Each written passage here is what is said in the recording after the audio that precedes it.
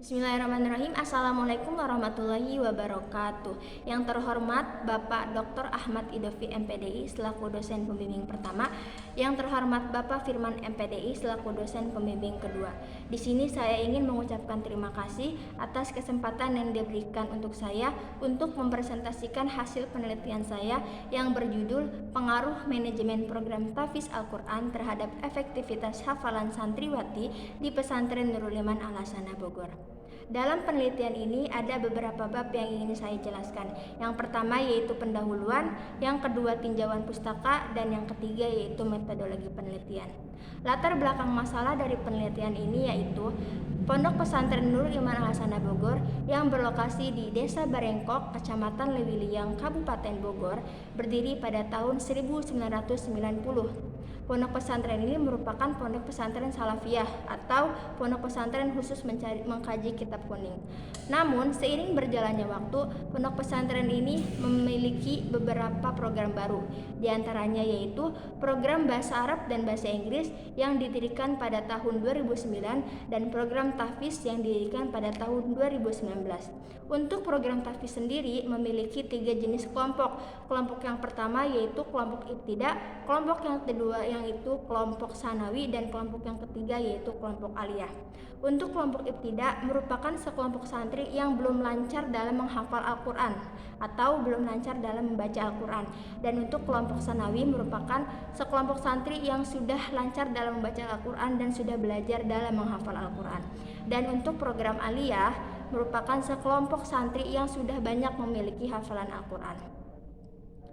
Berdasarkan fenomena atau masalah dari penelitian ini, yang pertama, banyak santriwati yang belum bisa memanage waktu untuk menghafal Al-Quran dengan baik karena faktor-faktor tertentu.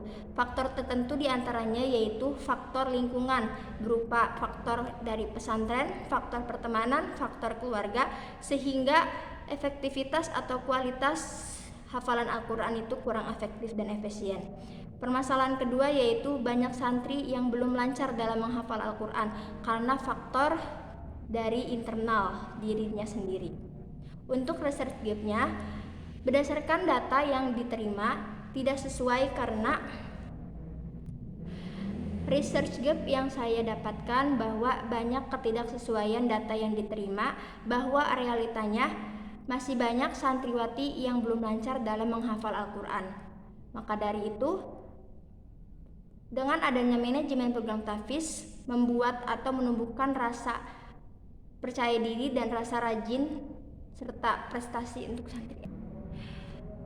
Berdasarkan research gap yang saya dapat bahwa ketidaksesuaian data yang saya terima dan realitanya masih banyak santriwati yang belum lancar dalam menghafal Al-Quran dan masih banyak santri yang belum memiliki waktu yang baik untuk menghafal Al-Quran sehingga kualitas efektivitas hafalan Al-Quran kurang efektif dan efisien. Rumusan masalah dalam penelitian ini yang pertama, bagaimana manajemen program tahfiz Al-Quran di Pondok Pesantren Nurul Iman Al-Hasanah Bogor. Yang kedua, bagaimana efektivitas hafalan santriwati di Pesantren Nurul Iman Al-Hasanah Bogor. Yang ketiga, apakah ada pengaruh manajemen program tahfiz Al-Quran terhadap efektivitas hafalan santriwati di Pesantren Nurul Iman Al-Hasanah Bogor. Dan tujuan dari penelitian ini yang pertama untuk mengetahui bagaimana manajemen program tahfiz Al-Quran di Pesantren Nurul Iman Al-Hasanah Bogor. Yang kedua, untuk mengetahui bagaimana efektivitas hafalan Al-Quran di Pesantren Nurul Iman Al-Hasanah Bogor. Dan yang ketiga, apakah ada pengaruh manajemen program tahfiz terhadap efektivitas hafalan santri di Pondok Pesantren Nurul Iman Al-Hasanah Bogor. Kajian teori yang akan saya jelaskan yaitu manajemen program tahfiz Al-Quran merupakan sebuah program menghafal Al-Quran dan mempelajari isi kandungan Al-Quran dan mempelajari ilmu-ilmu yang sudah diajarkan di dalam Al-Quran. Untuk manajemen program tahfiz ini terdiri dari metode-metode dalam menghafal Al-Quran dan syarat-syarat menjadi penghafal Al-Quran. Adapun metode-metode dalam menghafal Al-Quran yaitu metode wahdah, metode kitabah, metode murojaah, metode talaki, metode simai, dan metode tasmi. Dan syarat-syarat dalam menghafal Al-Quran yaitu mampu mengkosongkan dirinya dari pikiran yang mengganggunya, harus membersihkan diri dari segala sesuatu perbuatan, mempunyai niat yang ikhlas, memiliki keteguhan dan kesabaran, istiqomah, mendapat izin dari orang tua, wali ataupun suami, dan mampu membaca Al-Quran dengan baik. Efektivitas hafalan santri yaitu merupakan suatu pengukuran dalam menghafal Al-Quran dengan menggunakan metode yang sudah diterapkan sebagai tolak ukur keberhasilan. Adapun faktor-faktor yang mempengaruhi dalam menghafal Al-Quran yaitu kelancaran dalam menghafal Al-Quran, kesesuaian bacaan dalam menghafal Al-Quran, dan kefasihan. Dan faktor-faktor lain yaitu faktor internal dan faktor eksternal. Adapun kerangka pemikiran dalam penelitian ini yang pertama, manajemen program tahfiz Al-Quran merupakan variabel X yang terdiri dari pengertian manajemen, fungsi-fungsi manajemen, pengertian manajemen program, pengertian tahfiz Al-Quran, metode-metode yang digunakan dalam menghafal Al-Quran, dan syarat-syarat menjadi penghafal Al-Quran. Efektivitas hafalan santriwati merupakan variabel Y yang terdiri dari pengertian efektivitas, faktor-faktor yang mengaruhi efektivitas hafalan Al-Quran, dan pengertian santri. Adapun hipotesis dalam penelitian ini atau disebut dengan jawaban sementara yang pertama, H1 diterima terdapat pengaruh manajemen program tahfiz Al-Quran terhadap efektivitas hafalan Al-Quran di pesantren Nurul Iman Al-Hasanah Bogor. H0 yaitu tidak terdapat pengaruh manajemen program tahfiz Al-Quran terhadap efektivitas hafalan Al-Quran. Metodologi penelitian dalam penelitian ini yang pertama, metodologi penelitian ini menggunakan metodologi penelitian kuantitatif yang berjenis asosiatif.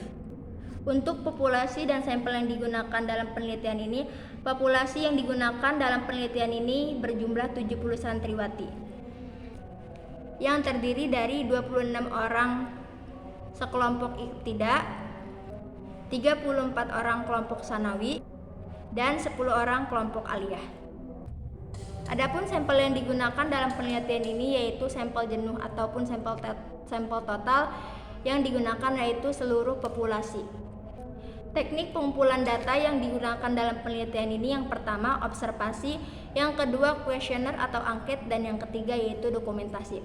Observasi adalah langkah awal untuk melakukan penelitian, merupakan proses pengamatan atau proses ingatan. Yang kedua yaitu kuesioner atau angket, seperangkat pernyataan atau pertanyaan tertulis yang diberikan kepada responden untuk dijawab. Yang terakhir yaitu dokumentasi, merupakan pengambilan gambar peristiwa ataupun kegiatan yang akan dilakukan oleh peneliti. Teknik analisis data yang dilakukan peneliti yang pertama menggunakan statistik deskriptif, yaitu menggambarkan data yang ada untuk menggambarkan responden sehingga mempermudah peneliti atau orang lain untuk mengetahui jumlah responden. Adapun pengujian persyaratan analisis data menggunakan uji normalitas data. Tujuan dilakukan uji normalitas data ini untuk mengetahui apakah variabel X dan variabel Y berdistribusi normal. Yang kedua yaitu uji linearitas signifikansi regensi. Uji linearitas ini bertujuan untuk memprediksi variabel X dan variabel Y memiliki hubungan linear yaitu dengan menggunakan analisis regrensi linear.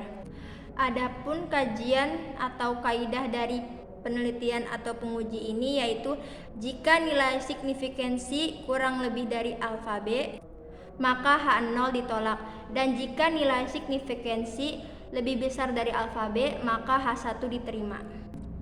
Selanjutnya yaitu statistik inferensial, merupakan teknik analisis data statistik yang digunakan untuk mendapatkan suatu kesimpulan secara logis atau data yang ada dalam penelitian ini.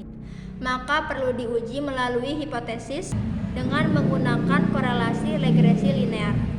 Untuk mengetahui hipotesis dalam penelitian ini, maka dilakukan langkah-langkah sebagai berikut. Mencari korelasi antara variabel X dengan variabel Y dengan menggunakan rumus teknis analisis korelasi regresi linear. Yang kedua, uji regresi linear sederhana. Cukup sekian. Wassalamualaikum warahmatullahi wabarakatuh.